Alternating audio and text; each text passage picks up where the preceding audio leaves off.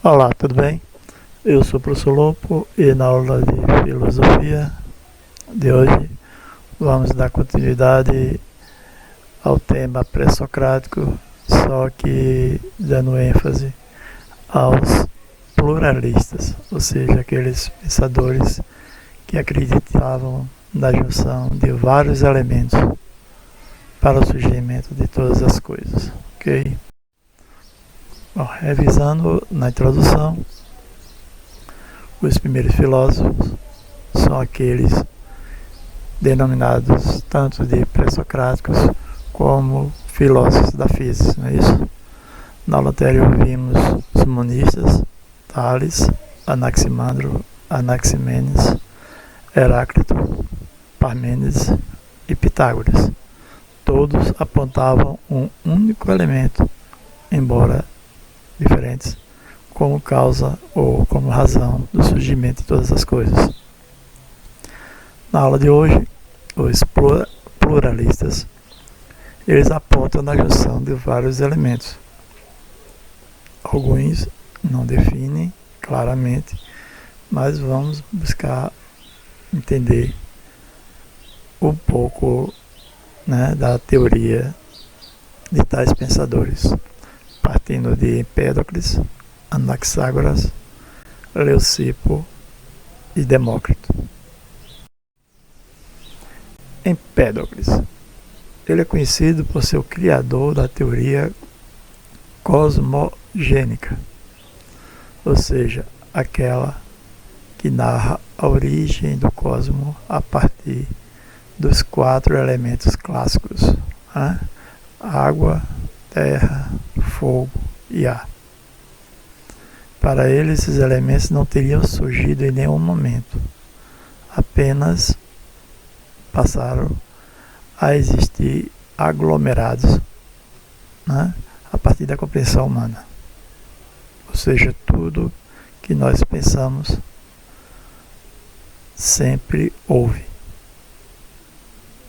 A nossa compreensão, quando se dá, é que denomina a razão de ser das coisas.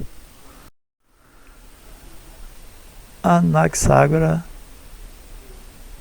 também nascido na região da Jônia, foi o fundador da primeira escola filosófica de Atenas.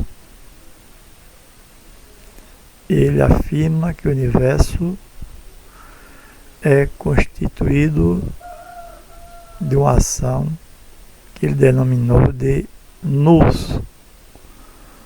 Esse nous podemos compreender como aquilo, ou o aglomerado, ou a denominação do que vem a ser mente, intelecto ou inteligência. Para o Anaxágora, o nous atua sobre uma mistura inicial formada pelas homeomerias, sementes, que contém uma porção de cada uma. Ou seja, isso aí já está nos levando a uma ideia de átomo, visto que todas as coisas hoje já são comprovadas que são formadas por a junção de vários átomos. Assim, o nous, que é ilimitado, autônomo e não misturado com nada, age sobre essas sementes, ordenando-as e constituindo um mundo sensível. Tendo como base esse pensamento, quando a gente estiver lendo o pensamento medieval, a gente vai ver uma leitura sobre o que vem a ser Deus, causa de todas as mudanças, sem ser movido por nenhuma, sem início, meio e fim, ilimitado. Beleza?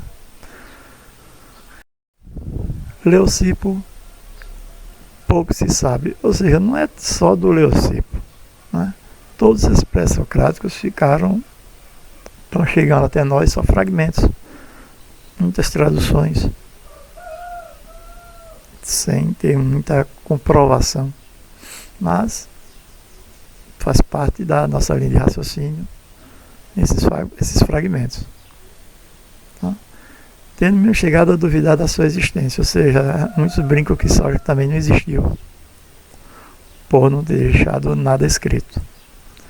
E a gente começa também a lembrar, né? E Jesus existiu, ele não deixou nada escrito. Então, o que vale aqui na linha do pensamento é que essas ideias gregas, elas até hoje têm sido um legado muito importante para a formação do nosso pensamento atual.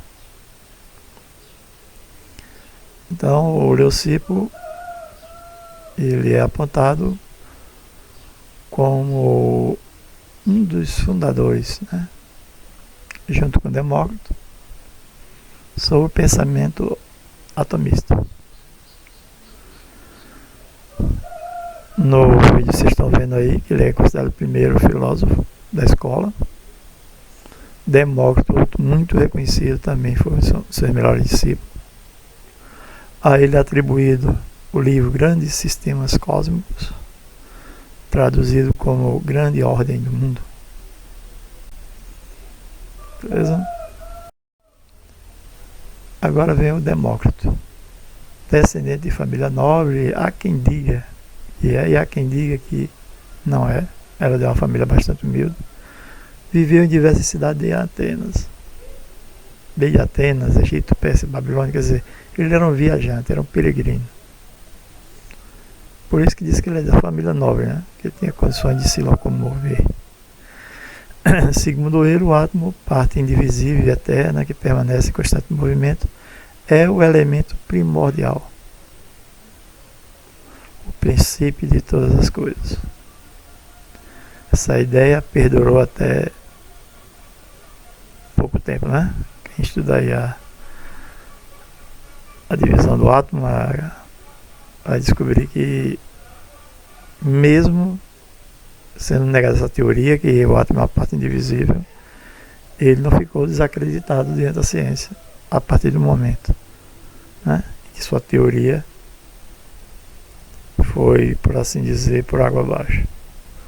Mas só que aqueles que descobriram hoje, né, hoje que eu digo nossa época, século passado, atrasado, não importa a data, importa que vocês compreendam a ideia de que alguém falou, denominou o átomo como a existência de todas as coisas.